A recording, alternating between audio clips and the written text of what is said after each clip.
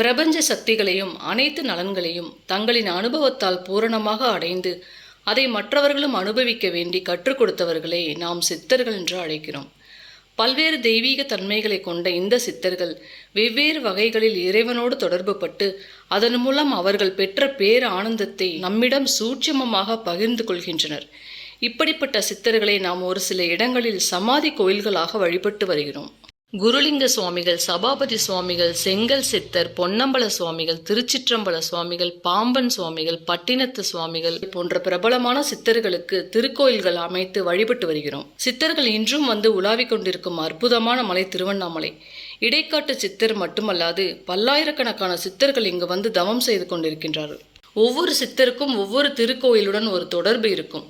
உதாரணத்திற்கு மதுரை சுந்தரானந்த சித்தர், கரூர் கருவூரார், பொய்கைநல்லூர் கோரக்க சித்தர், திருவாரூர் கமலமுனி, பழனி போகர் சித்தர், சேலம் கலங்கி சித்தர், கஞ்சமலை சித்தேஸ்வரர். இந்த சித்தர்கள் அந்தந்த கோயில்களில் அமர்ந்து தியானம் செய்து அந்தந்த தெய்வத்தின் அனுகிரகத்தை பெற்று அங்கு வரக்கூடிய பக்தர்களுக்கும் அதை கொடுக்கிறார்கள் என்பதை அனுபவமாக உணர்ந்தவர்கள் கூறுகிறார்கள். முழுமையான நாட்களாக கருதப்படும் அமாவாசை மற்றும் பௌர்ணமி அன்று சித்தர்கள் கோயிலுக்கோ அல்லது சித்தர்களோடு தொடர்புடைய கோயிலுக்கோ சென்று அந்த கோயிலுடன் தொடர்புடைய சித்தர் யார் என்பதை கேட்டறிந்து அவருடைய திருவுருவத்தை மனதில் நினைத்து அமைதியான முறையில் தியானம் செய்வதனால் அதிவிசேஷமான சக்தியினை அவர்கள் மூலம் பெறலாம். இந்த ஞானிகள்தான் அண்டம் கடந்து நிற்கக்கூடிய ஆண்டவனிடம் நம்மை கரம் பிடித்து அழைத்து செல்லும் கருணை உள்ளம் கொண்டவர்கள்.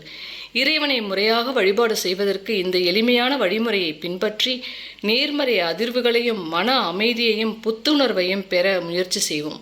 இதுபோன்ற பல சுவாரஸ்யமான தகவல்களை தெரிந்து கொள்ள சப்ஸ்கிரைப் செய்யுங்கள்.